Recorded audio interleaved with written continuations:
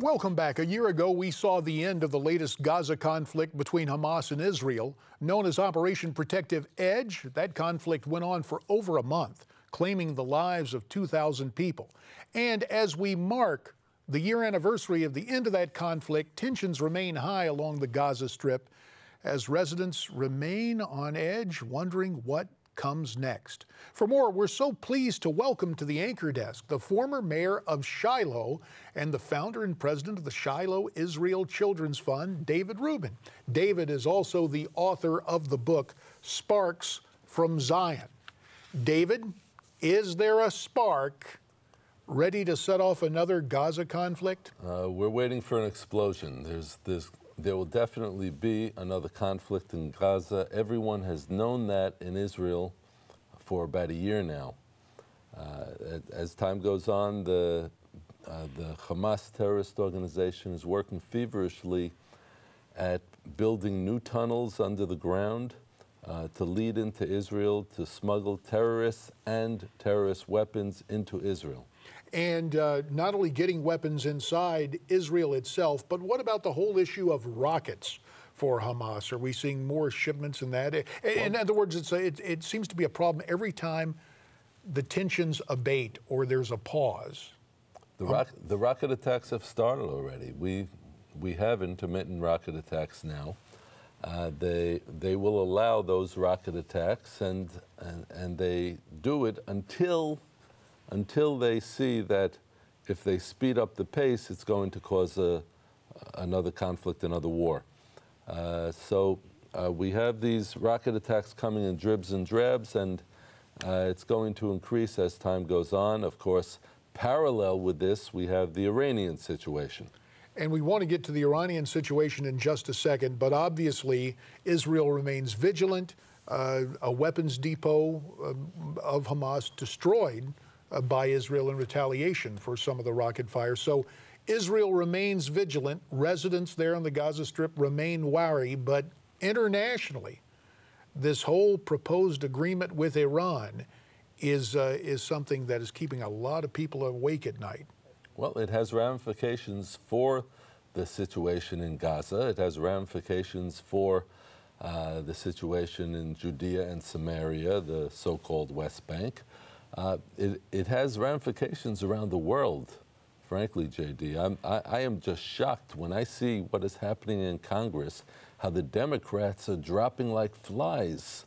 They're getting on board with Obama with this Iran deal. Now, let me say this very clearly, and I really cannot be clear enough on this. No one can be supporting this Iran nuclear deal, which enables them to get the nuclear bomb within 10 years, no one can be supporting this deal and still be pro-Israel. And I don't know how, there are so many Democrats that stood there when the Prime Minister of Israel came and spoke to the Joint Houses of Congress, and they were cheering him on, both sides of the aisle. But now that push comes to shove, the Democrats are not there for us. The senators, other than Charles Schumer and Robert Menendez, I have not seen any senators out there taking a stand for Israel. So, in other words, and you're speaking to American groups during your visit here, you're basically saying here's the litmus test. If Democrats support the deal with Iran, they're not friends of Israel. This is an absolute litmus test. And I tell you, J.D., that in Israel, I have my disagreements. You know, as someone who would be identified as conservative or on the right, I have my differences with those on the left. But when it comes to the Iran deal, there is hardly a person in Israel from far right to far left who is in favor of this agreement. So no one outside of Israel, if they truly are friends of Israel, can be supporting this deal. David, in the minute that remains, I want to talk about something else that's going on of great concern to Americans and worldwide, and that is the persecution of Christians we are seeing. Of course, the State of Israel set up in response to the Holocaust and World War II. In your opinion, are we seeing a Holocaust directed at Christians? And is Israel the only safe place for Christians now in the Middle East? Got about 45 seconds. The short answer is yes. Israel is the only safe place for Christians in the Middle East. Or for any people who want religious freedom.